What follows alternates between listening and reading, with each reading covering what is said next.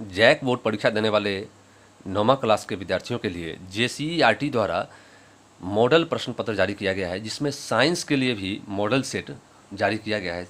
तो देखते हैं हम लोग सेट 1 का आंसर आज देखते हैं कि क्या होगा। टर्म 1 परीक्षा के लिए सेट 1 का आंसर क्या होगा देखते हैं। कुल 40 प्रश्न दिया गया है और उसमें से सबका उत्तर हम लोग अभी बारी बारी से देखेंगे। अगर आपने मेरे चैनल को सब्सक्राइब नहीं किया तो सब्सक्राइब अवश्य कर लें, ताकि अगली वीडियो का नोटिफिकेशन आपको मिलता रहे और आप उसका लाभ उठाते रहें। चलिए देखते हैं पहला क्वेश्चन है, निम्न में कौन सदिश नहीं है। देखिए इसमें विस्थापन, त्वरण, वेग, दूरी, 4 ऑप्शन दिया हुआ है। देखिए विस्थापन, त्वरण और वेग ये तीनों सदिश राशि है, जबकि दूरी जो है वो अदिश राशि है। तो इसमें कतः सदिश कौन नहीं है, तो दूरी सदिश नहीं है, इसलिए अदिश राशि है, इसलिए सदिश नहीं है। तो इसका ऑप्शन हो जाएगा एक, आंसर जो हो जाएगा एक का डी हो जाएगा। सदिश का मतलब होता है दिशा के साथ और अदिश का मतलब हो दिशा के साथ नहीं। दूरी की कोई दिशा नहीं होती है, इसलिए दूरी अदिश राशि है। तो इसमें कौन आंसर हो जाएगा, 4 हो जाएगा। दूसरा है आपका वेग परिवर्तन की दर को कहते हैं। तो वेग परिवर्तन की दर को कहते हैं त्वरण। देखिए त्वरण, तो बल, त्वरण, द्रव्यमान और इनमें से कोई नहीं, तो क्या हो जाएगा, त्वरण हो जाएगा।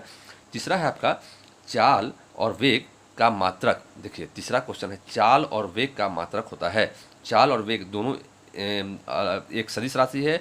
चाल अदिश राशि है, वेग जो है वो सदिश राशि है, जबकि दोनों का मात्रक एक ही होता है। और दोनों का जो फार्मूला होता है, चाल बराबर क्या होता है, दूरी बटा, चाल बराबर होता है दूरी बटा समय।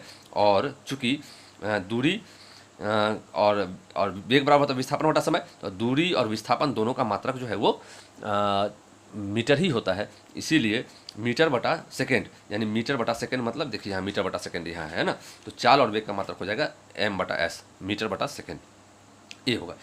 ओडोमीटर मापता है। देखिए ओडोमीटर जो है किसी भी गाड़ी में लगा हुआ होता है और वो दूरी को मापता है। देखिए चाल, त्वरण, वेग और दूरी, तो इसका आंसर हो जाएगा दूरी।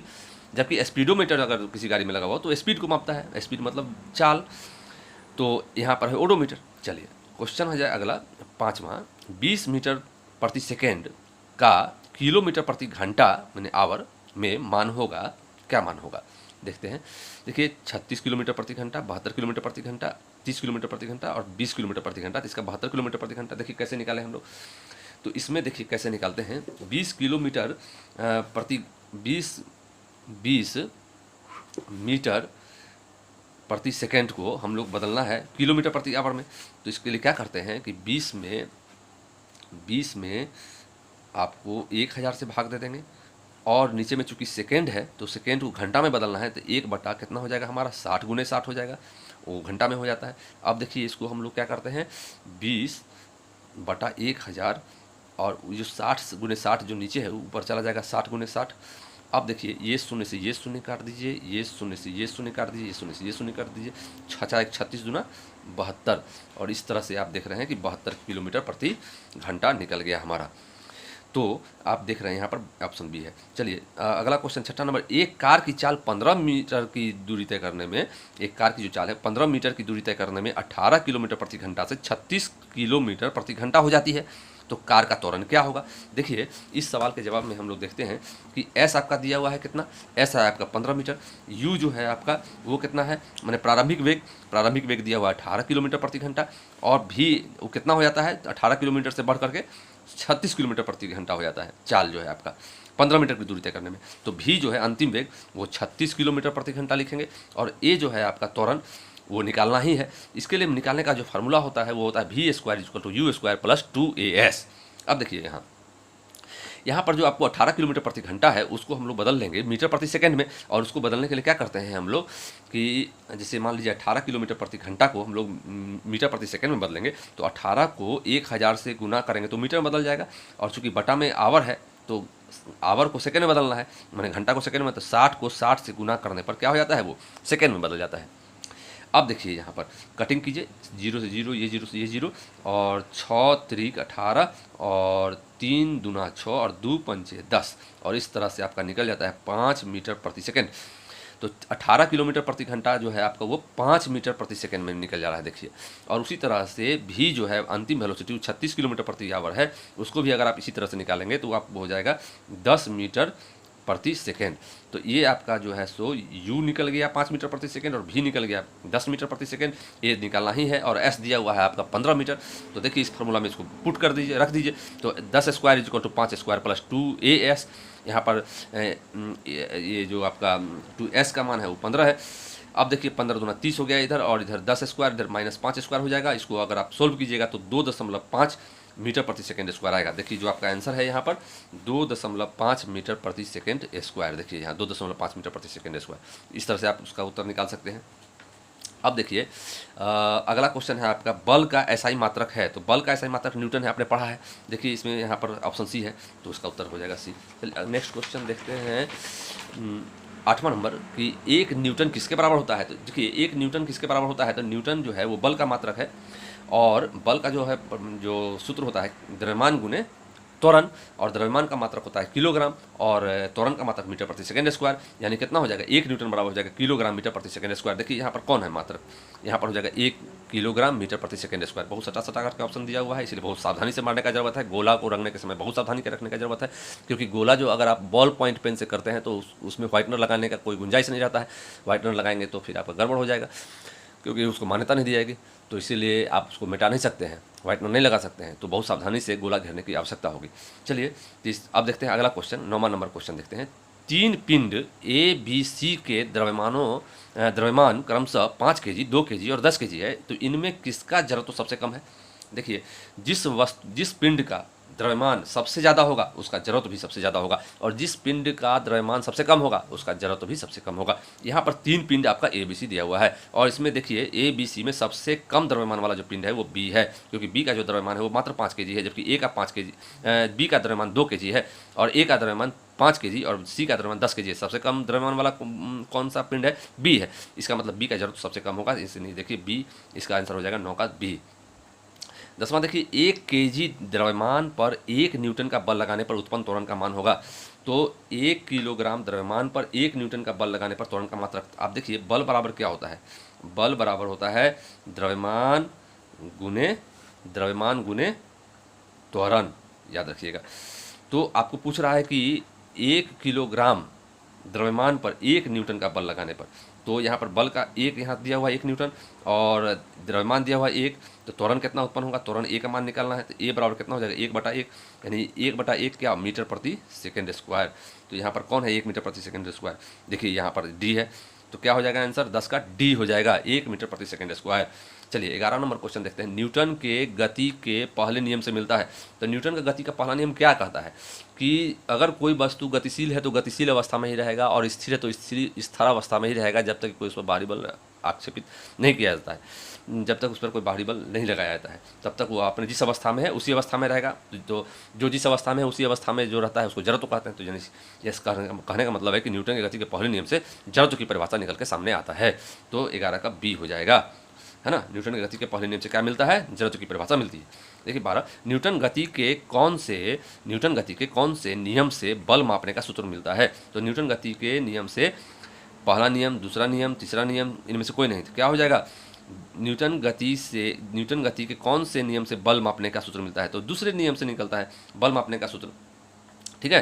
तो इसका हो जाएगा 12 का बी। देखिए 13 नंबर, जी का मान होता है, तो जी का मान जो होता है आपको 9.8 मीटर प्रति सेकेंड स्क्वायर होता है, याद रखने की बात है।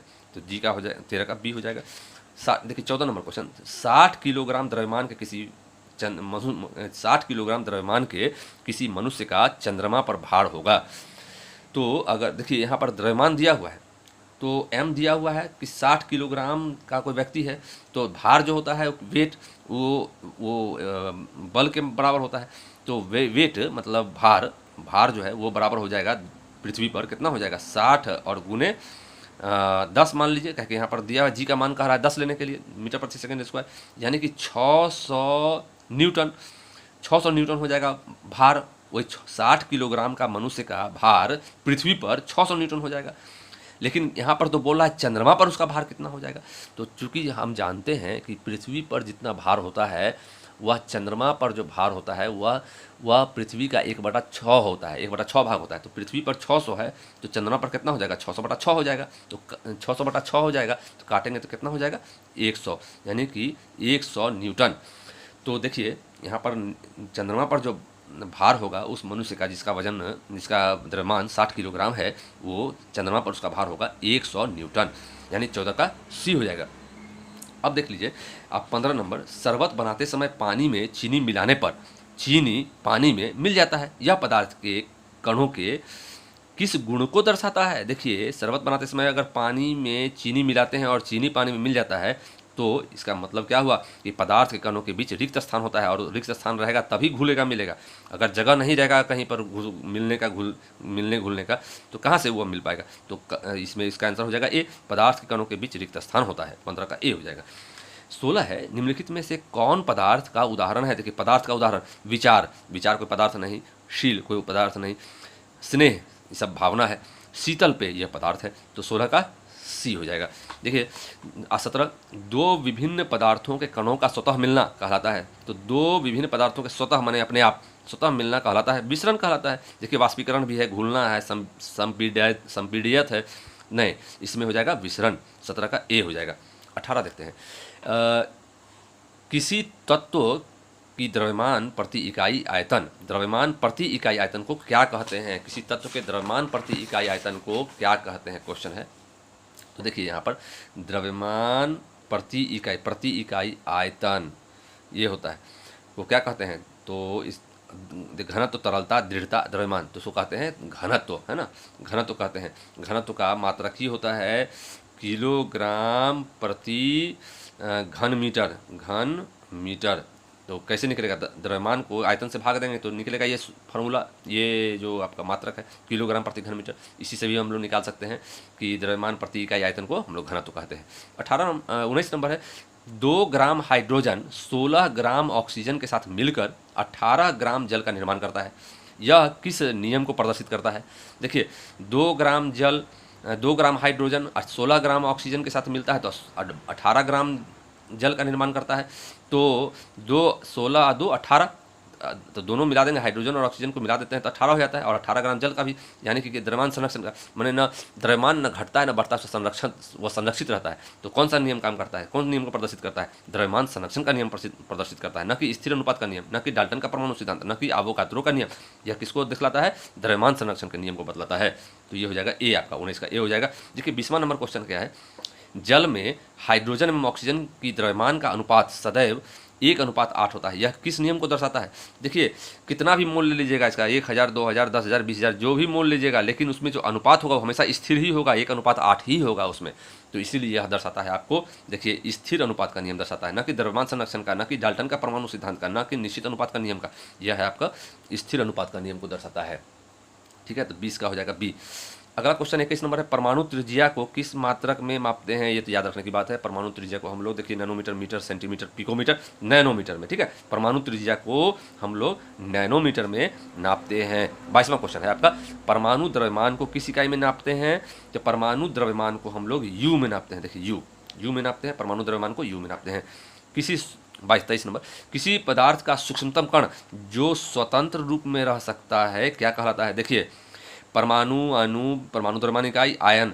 देखिए पदार्थ का सबसे सूक्ष्मतम कण हम जानते हैं कि परमाणु होता है ना। पदार्थ का सबसे सूक्ष्मतम कण तो परमाणु होता है, लेकिन क्या हम इस चीज़ को जानते हैं कि परमाणु जो है वो स्वतंत्र अवस्था में रहता है या नहीं रहता है? तो हम जानते हैं, इस चीज़ को हम लोगों ने पढ़ा है कि परमाणु जो किसी भी पदार्थ की सबसे छोटी इकाई है, सबसे छोटा कण है, वह स्वतंत्र अवस्था में नहीं रह सकता है। लेकिन किसी पदार्थ का सबसे छोटा कण जो स्वतंत्र अवस्था में रह सकता है वह अणु कहलाता है। तो क्या हो जाएगा इसका आंसर? अणु हो जाएगा। तो यहाँ पर हो जाएगा कि मैंने सबसे छोटा भी हो और स्वतंत्र रूप में भी हो तो अणु होगा। अगर सबसे छोटा कण हो स्वतंत्र रूप से नहीं रह सकता है तो वो परमाणु होगा। चलिए, जल की परमाणुकता कितनी है? जल की परमाणुकता कितनी है? देखिए, परमाणुकता कैसे निकालते हैं कि कुल परमाणु की संख्या किसी तत्व में या यौगिक में कितनी है उसको गिनते हैं और परमाणुकता निकाल लेते हैं। तो जल जो होता है वो आपको होता है H2O। तो H2O में देखिए H2 दो अणु किसका है? 2 परमाणु हाइड्रोजन का और 1 परमाणु जो हो गया ऑक्सीजन का। तो 2 1 3, देखिए 3 है ऑप्शन में, 3 है, बिल्कुल है। यहाँ पर सी नंबर है, 24 का सी हो जाएगा 3।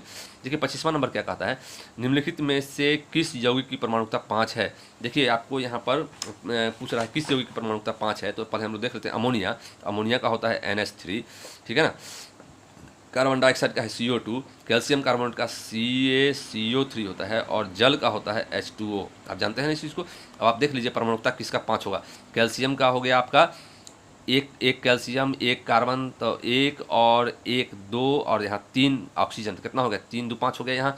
यहाँ पर देखिए अमोनिया में देख लेते हैं, एक हो गया परमाणु आपको नाइट्रोजन का और 3 इधर हो गया हाइड्रोजन का, तो 3 1 4 ही हुआ। इधर कार्बन डाइऑक्साइड में 2 1 3 ही हुआ और यहाँ पे 3 ही हुआ, तो इसका मतलब क्या हो जाएगा, आंसर सी हो जाएगा। कैल्शियम कार्बोनेट, इसकी परमाणुकता 5 है।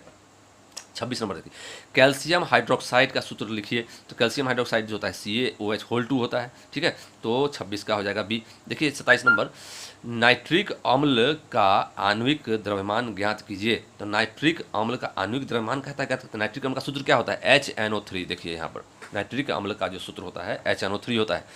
और HNO3 में आप देखिए हाइड्रोजन का 1 हो जाएगा, नाइट्रोजन का जो नाइट्रोजन का होता है आपको 14 और ऑक्सीजन का होता है कितना 16, तो 16 गुने कितना 3 हो जाएगा, 3 अणु है उसका परमाणु है।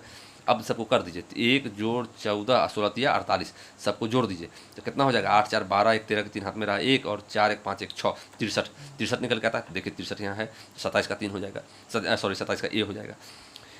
अब चलिए 28वां नंबर, कोशिका की खोज किसने की। कोशिका की खोज देखिए याद रखने की बात है, बताइए आप लोग, कोशिका की खोज किसने की, रॉबर्ट, है ना, याद पड़ रहा है आप लोग को, रॉबर्ट हुक, है ना। देखिए यहाँ रॉबर्ट हुक है, Robert Hooke, Purkinje, Leeuwenhoek, Schleiden Schwann, ये सब अलग अलग चीज़ की खोज की है, रॉबर्ट हुक कोशिका की खोज की है। चलिए 29 नंबर, निम्नलिखित में कौन जीव एक कोशिकीय है। देखिए पैरामीशियम, कवक, आम, अंडाणु। पैरामीशियम जो है वो एक कोशिकीय जीव है, तो हो जाएगा 29 का ए। 30वां नंबर है आपका, पादप कोशिका की सबसे बाहरी परत क्या है। पादप कोशिका की सबसे बाहरी परत जो है वो कोशिका भित्ति कहलाता है, ना कि प्लाज्मा झिल्ली केंद्रक कोशिका केंद्र जी, कोशिका द्रव्य जी नहीं, पादप कोशिका की सबसे बाहरी परत है वो कोशिका भित्ति कहलाता है।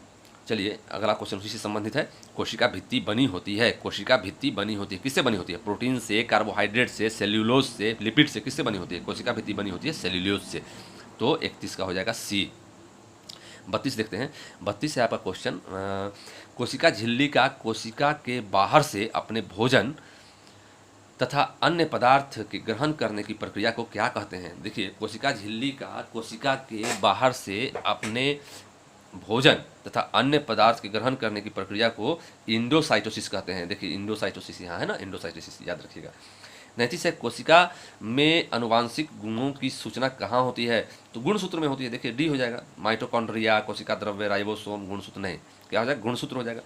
अगला क्वेश्चन है, लाइसोसोम कौन बनाता है, तो लाइसोसोम जो है वो गोल्जी उपकरण बनाता है ना, गोल्जी उपकरण में ही बनता है लाइसोसोम, तो 34 का डी हो जाएगा।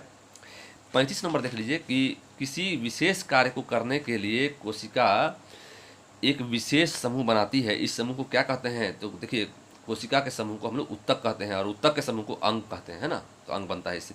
तो कोशिका के समूह विशेष कार्य करने के लिए कोशिका विशेष समूह बनाती है, तो विशेष समूह का उत्तक कहते हैं, तो 35 का सी। 36, तना के शीर्षस्थ भाग में कौन उत्तक पाया जाता है, तो तना के शीर्षस्थ भाग में विभज्योतक, देखिए 2 जगह लिखा हुआ है, गलती से लिखा दिया है, लेकिन होगा आंसर विभज्योतक, है ना। 37 देखिए, पौधों में पत्तियों द्वारा बने हुए भोजन का संवहन पौधे के सभी भागों में कौन उत्तक करता है। देखिए पत्ती जो भोजन बनाती है पौधों में, उसका संवहन जो है वो फ्लोएम करता है, फ्लोएम, और जाइलम जो है वो जड़ों से पानी का अवशोषण करके पौधों के विभिन्न भागों में पहुंचाता है। तो इस तरह से यहाँ पर चूंकि पत्तियों द्वारा बने भोजन, तो भोजन फ्लोएम पहुंचाता है, और जाइलम क्या करता है, जाइलम जड़ से पानी को लेकर पौधों के विभिन्न भागों में पहुंचाता है और उसके बाद ही खाना बनता है, तो इसका उत्तर फ्लोएम। 38 अस्थि एवं मांसपेशियों को जोड़ने वाली रचना है, तो अस्थि एवं मांसपेशियों को जोड़ने वाली रचना है टेंडेन, देखिए बी नंबर होगा, 38 का बी टेंडेन होगा। 39 नंबर देखिए, नारियल के रेशे में कौन उत्तक पाया जाता है, नारियल के रेशे में कह रहा है कौन उत्तक पाया जाता है, तो नारियल के रेशे में जो है आपको देखिए इसका होता है एस्केलेरे काइमा, नारियल के रेशे में ये पाया जाता है उत्तक। अब सबसे लास्ट क्वेश्चन है आपका, अस्थि एक उत्तक है, किस तरह का उत्तक है, तो उसमें देखिए तंत्रिका, एपिथेलियम, पेशीय, संयोजित, इसका संयोजी हो जाएगा, है ना। तो इस तरह से आपने देखा अस्थि एक उत्तक कौन है, संयोजी उत्तक है। तो इस तरह से आपने देखा कि सेट 1 का कौन कौन सा जो प्रश्न है और उसका क्या उत्तर होगा, हमने व्याख्या के साथ आपको बताने की कोशिश की है। और हमारा ये मेहनत जो है सो परीक्षा में जब आपका परिणाम अच्छा होगा तभी हम समझें कि मेरा मेहनत रंग लाया है। तो चलिए, वीडियो देखने के लिए बहुत धन्यवाद। आपके लिए बहुत बहुत शुभकामना, आपका परीक्षा बहुत अच्छा जाए, आप बहुत मेहनत कर सकें, आप स्वस्थ रहें। ओके, धन्यवाद।